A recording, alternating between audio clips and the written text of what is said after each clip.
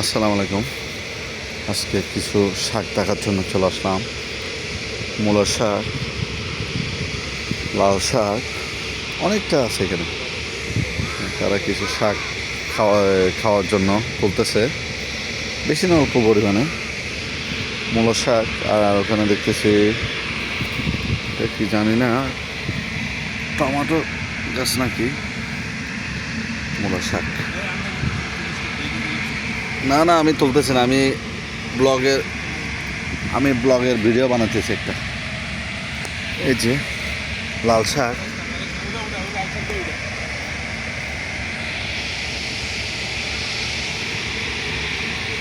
আর আপনার ভিডিওটা একটু শেয়ার করবেন, ভিডিওটা দেখবেন, আশা করি ভালো লাগবে সবার কাছে।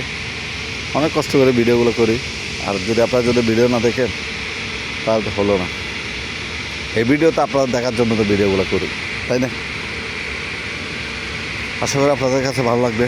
আপনাদের কাছে আস্থা রইল ভিডিওটা দেখার জন্য। সম্পূর্ণ ভিডিওটা দেখে একটু কমেন্ট করবেন। আমি আপনাদেরকে আরও অনেক কিছু দেখাবো। তারপরে আরেকটা জায়গাতে চলে আসছি, ওই সাইডে ওখানে ক্ষেত।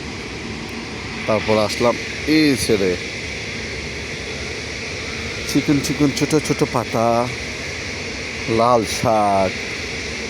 চিন্তা করলাম এই লাল শাকটা দিয়ে দুপুরবেলা ভাত খাবো। এখনও ছোটো, হয়তো একটু বড় হোক তখন নিয়ে যাব।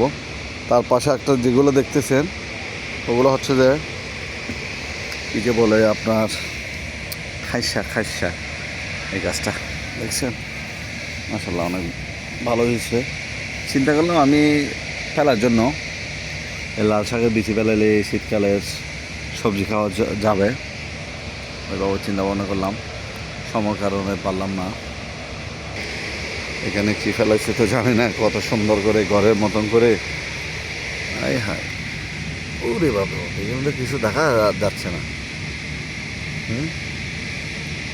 আমি একটু আপনাদেরকে যে ক্ষেতের অংশটা আছে একটু ঘুরে দেখা আপনাদেরকে।